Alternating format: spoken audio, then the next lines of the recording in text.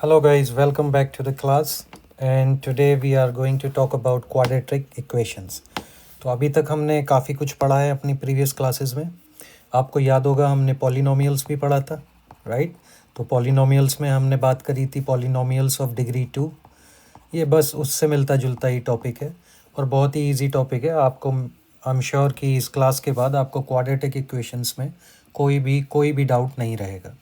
तो जब हम कहते हैं क्वाड्रेटिक इक्वेशंस तो कुछ ऐसा आपके दिमाग में आना चाहिए A X square plus B X plus C, right?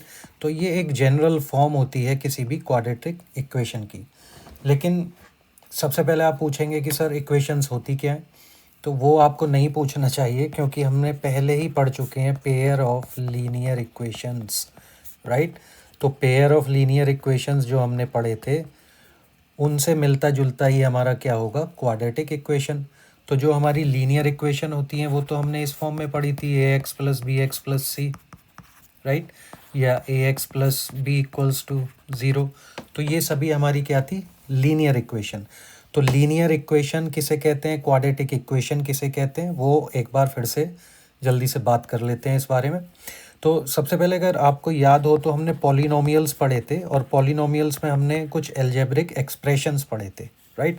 तो अगर हम इस तरह से लिखते हैं P X equals A X square plus B X plus C, तो ये एक एक्सप्रेशन होता है क्योंकि इसमें कोई भी स्टेटमेंट ऑफ इक्वलिटी नहीं है.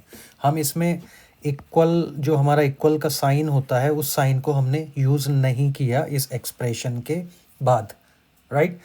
तो अगर हम इस एक्सप्रेशन को उठाएं A X square plus B X plus C और इसे इक्वल्स टू ज़ीरो कर दें, right?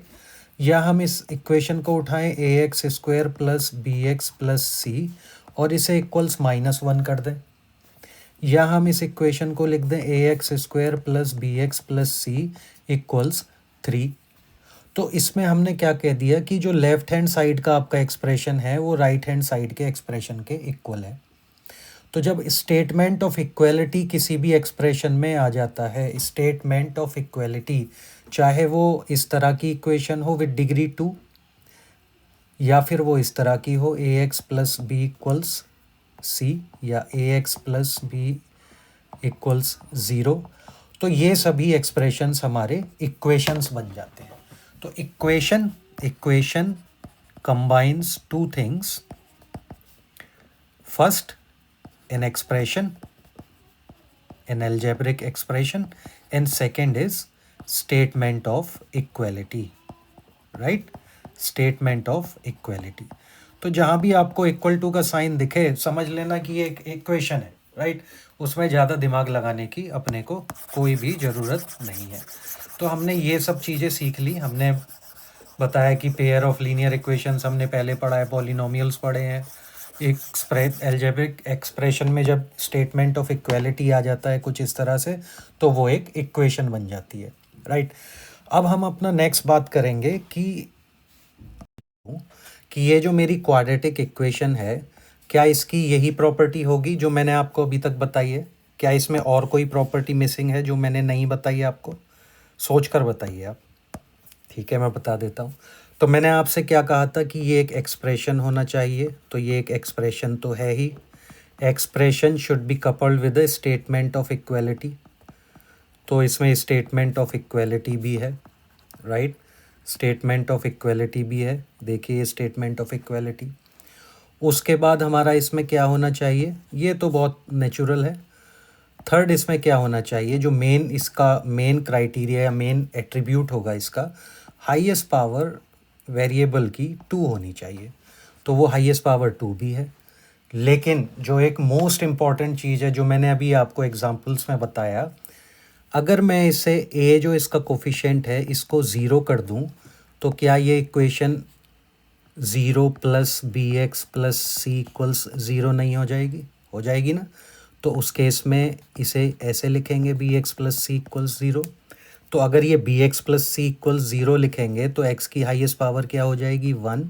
Then it would become a linear equation and not any more a quadratic equation. तो उस केस में हमारी फोर्थ कंडीशन क्या आएगी, ये जो हमारे ए बी एंड सी ये सब रियल नंबर्स होंगे, right? And A must not be equals to zero. A आपका ज़ीरो नहीं होगा, राइट? तो ये आपको याद रखना है। और ये सारा कुछ हमारा था क्वाड्रेटिक इक्वेशंस के बारे में।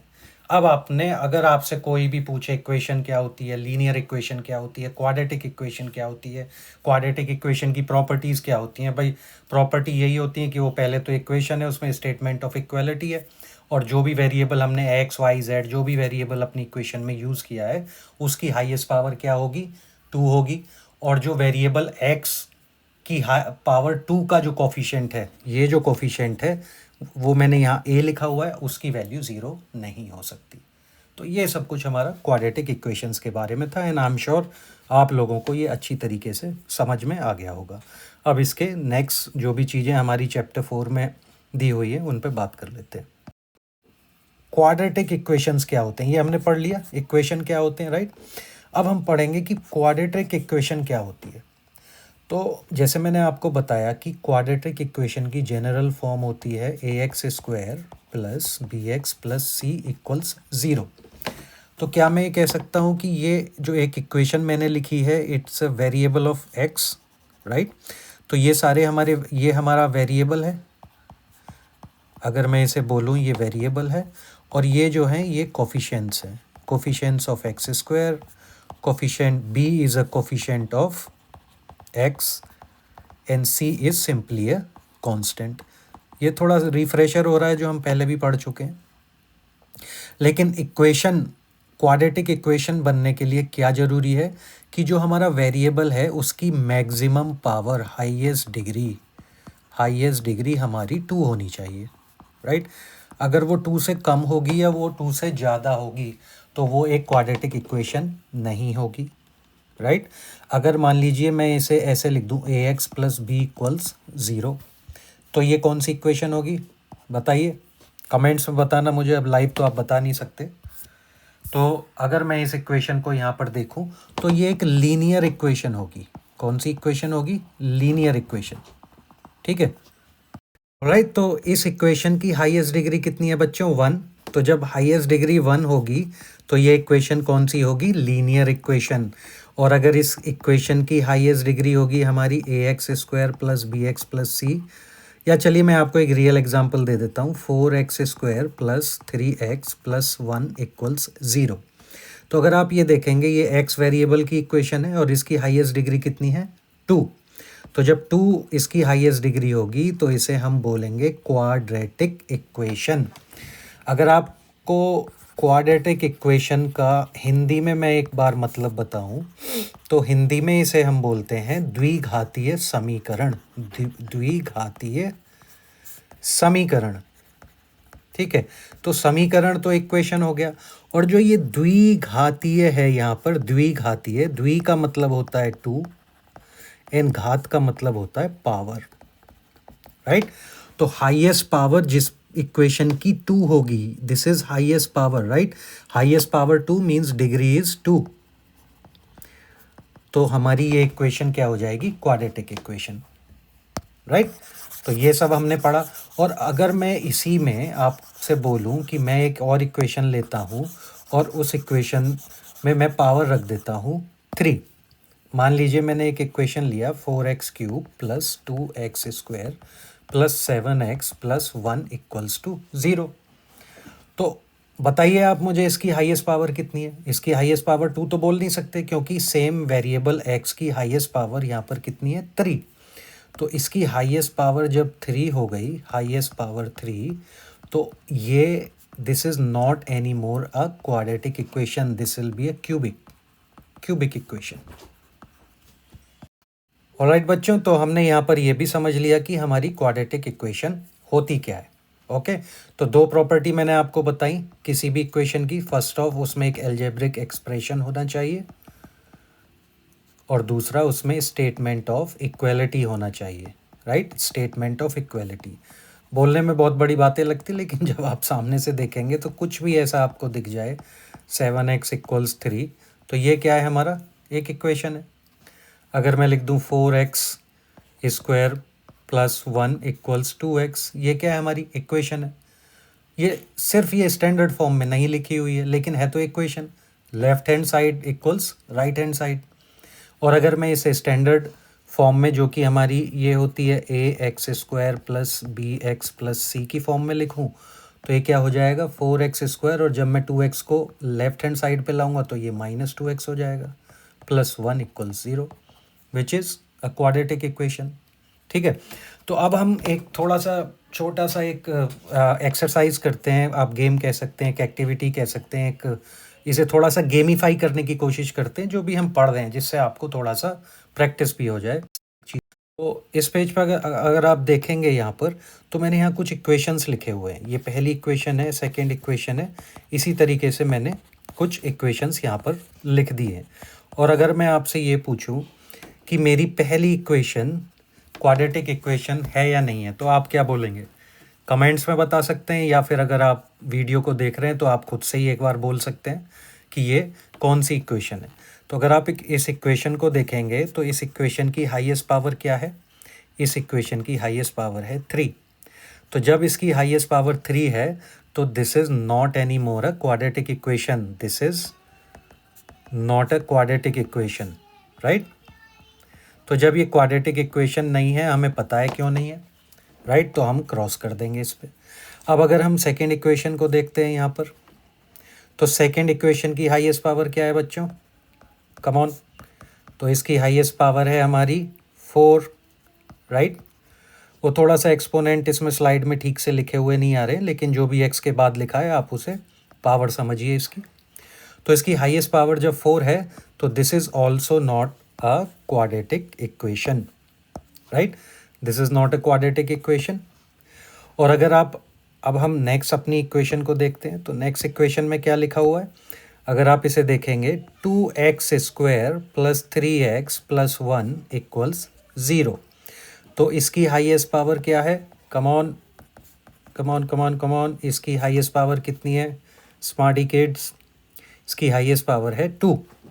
तो जब इसकी हाईएस्ट पावर है 2, इसमें एक एक्सप्रेशन है, एक स्टेटमेंट ऑफ इक्वालिटी है, तो ये कौन सी होगी? ये एक क्वाड्रेटिक इक्वेशन होगी, right. Now let's look at number 4। तो नंबर 4 में अगर आप देखेंगे 2x plus 1, 2x plus 1 highest power कितनी है बताइए? हाईएस्ट पावर है इसकी 1, बिकॉज x को आप x की पावर 1 भी लिख सकते हैं। तो ये जो मेरी इक्वेशन है 2x प्लस 1, इसको हम ये भी लिख सकते हैं 2x की पावर 1 प्लस 1, कुछ भी लिखें, हाईएस्ट पावर तो उतनी ही रहेगी। हाईएस्ट पावर कितनी है? 1। तो जब हाईएस्ट पावर 1 है, 2 नहीं है, तो this is not a quadratic equation.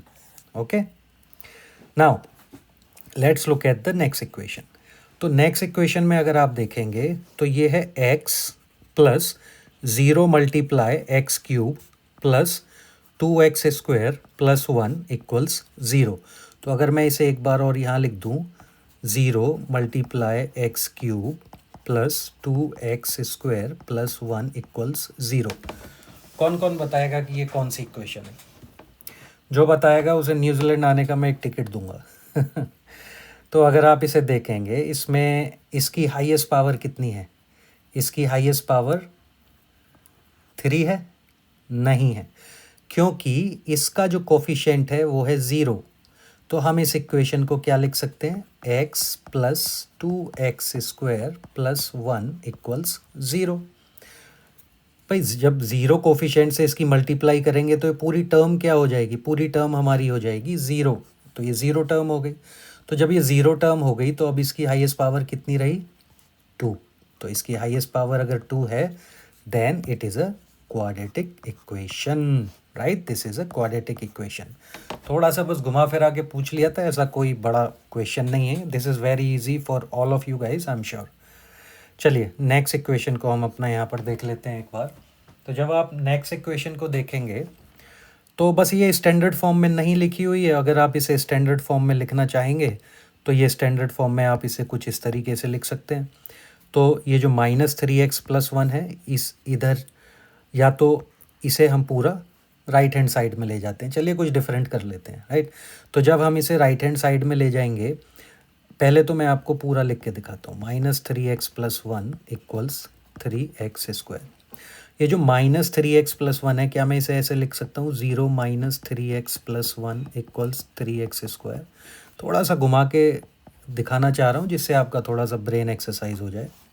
जब हम इसे लेफ़्ट हैंड साइड से राइट हैंड साइड पे ले जाएंगे तो क्या मैं इसे ऐसे लिख सकता हूँ 3x² माइनस 3x को मैं प्लस 3x कर दूंगा इधर, और +1 को मैं -1 कर दूंगा, राइट।